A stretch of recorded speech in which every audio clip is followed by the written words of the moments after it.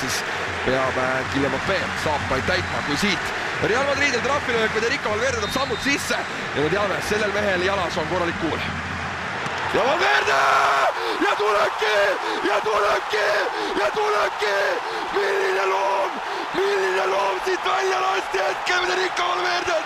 Ja täitsa lõpp, kas oleme naastjad või mitte, aga Federico Valverde! Ja see on korralik avaldus Real Madridilt teisel minutil! Real Madrid läheb kohtumist 1-0 juhtima ja Federico Valverde peab sellise paugu, millega oleks rahul nii Tõnis Vanna kui ka Tarmo Rüüti. Selline laks risturka, et ja vaatame siis, ja kui keegi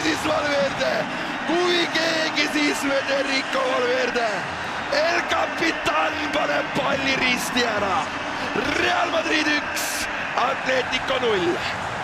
Ja sõbrad, meil tuleb siin korralik mänguõhtu veel. Tuleb korralik mänguõhtu. 2 minutit jalgpalli mängitud ja Anno plaksab näpud vahele.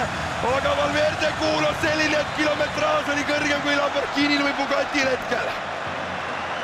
No täies südames pandi see löök hetkel teele. Kapten Valverde.